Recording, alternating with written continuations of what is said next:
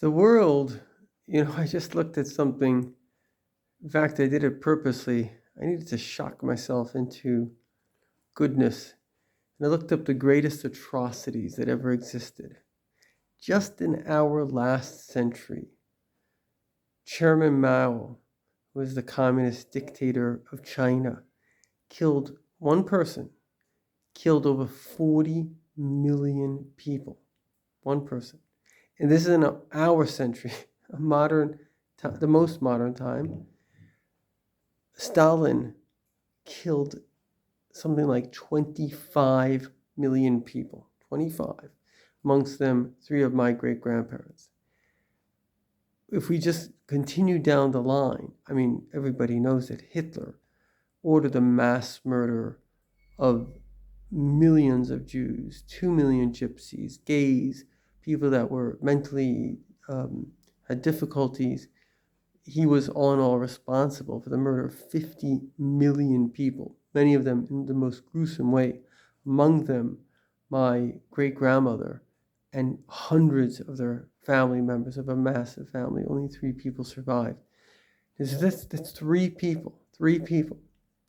Now, we know that good is better than evil. So the reason I'm saying this is we better figure out what is good. Because none of those people thought they were evil. That's the funny thing, is Hitler thought that he was a righteous person standing against injustice. Chairman Mao thought he was a righteous person standing against injustice. Stalin thought he was righteous. People with all combined, close to 200 million people died just because of 3 people. Never mind the gruesome way that many of their victims perished. And so what this teaches us is that the human being is very vulnerable to lies. When they asked different African dictators after they were deposed, sick people, that, I lived in Africa. There's nothing that an African can do that will surprise me. I've seen people that were going to be eaten. When they asked them, there was one dictator that would feed somebody to a crocodile. Really, it's just sick, sadistic things. And they asked them, okay, I don't know how many deaths, I'm going to just estimate. Let's say one person killed 2 million, the other person killed 3 million of their own citizens, no less. So they asked him, what do you think about that guy? He said, oh, he's a terrible guy.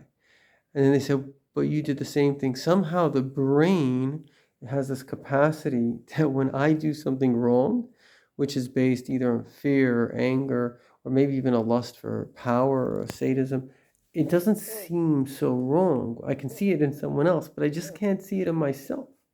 And that is why God gave us the Torah. That is why God gave us Judaism. We see this very clearly.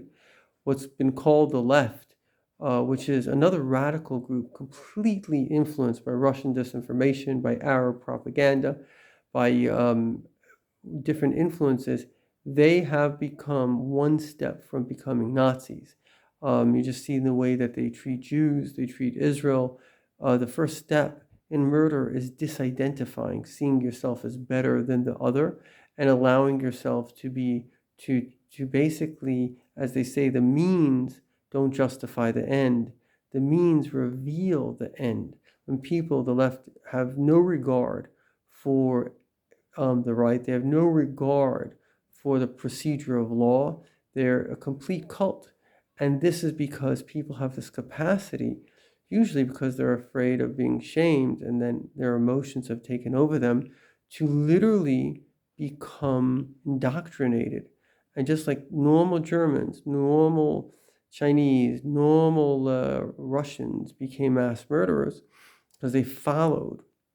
Unfortunately, even Jews did, because they followed the megalomaniacs and paranoid and crazy dictators. And in a way, that was in their interest. It was their interest to curry favor with those people. But ultimately, the one thing that lives on forever is our soul. See, the body is here today, gone tomorrow. But the soul, your consciousness, your memory, your experiences, and science proves this, nothing gets lost in the universe. Your shame and pride in your behavior, that will not be lost. The only thing that really is going to remain with you forever is you. and you are the choices you make. And so the question then is, what should you choose? I'll leave that up to you to discover. But one thing I can say is that if you don't choose, you will easily become seduced by a media which is interested in fear-mongering, which creates labeling, whether it's right or left, because all of that is wrong. You don't label another human being. You have to reach out. If you're right and somebody else is wrong, then it's your job to help them. And if you can't help them, don't hurt them.